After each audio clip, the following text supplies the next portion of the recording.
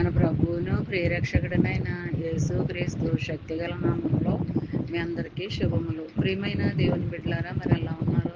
గతించిన దినమంతా కూడా ఆయన రెక్కల నీడలో నన్ను మనందరినీ కాపాడి నడిపించి పోషించి ఆయుష్నిచ్చి ఆరోగ్యాన్నిచ్చి మరొక నూతనమైన దినముల్లో మనల్ని ప్రవేశపెట్టిన విధానంను బట్టి మరొకసారి ఆయనకి వందనాలు చెల్లించుకుంటున్నామండి. మరి ఈ దినము దేవుడు మనకిస్తున్న వాగ్దానం కీర్తనల గ్రంథము 63వ అధ్యాయము 6వ వచనం. నా జీవితకాలం అంతయు నేను ఇలాగన నేను స్తుతించెదను, నీ నామమును బట్టి నా చేతులెత్తును.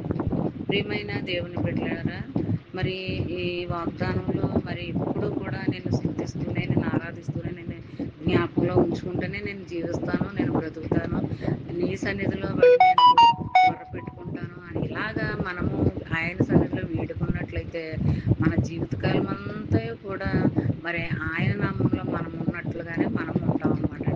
ఆయన నామంలో మనం ఉండాలి, ఆయన మరి ప్రణాళికలో మనం ఉండాలి, ఆయన సన్నిధిలో మనం ఉండాలి, ఆయనకు స్తుతులు చెప్పుకుంటూ మనం ఉండాలి. ఇలా మనం జీవించినట్లు ఆయన సన్నిధిలో గడుపుకున్నట్లయితే మరి నిత్యము కూడా మన బ్రతుకు దినాలన్నీ కూడా మన జీవితకాలం అంతా కూడా మనల్ని మన కుటుంబాన్ని మన బిడ్డల్ని జ్ఞాపకం చేసుకుంటూనే ఉంటాడు అనమాట అండి.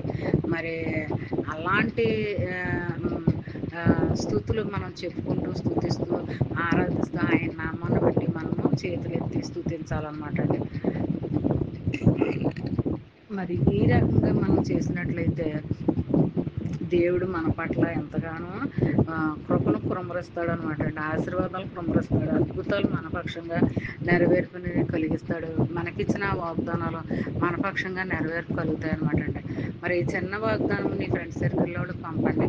అలా పంపడం వల్ల మీరు దీవించబడతారు, వారు ఆశీర్వించబడతారు.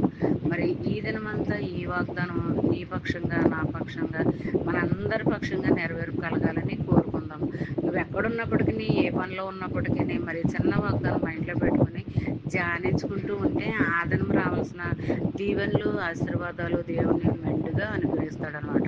మరి ఈ దినమంతా ఈ వాగ్దానము మనందరి పక్షంలో నెరవేర్పు కలగాలని కోరుకుంటూ గాడ్ బ్లెస్.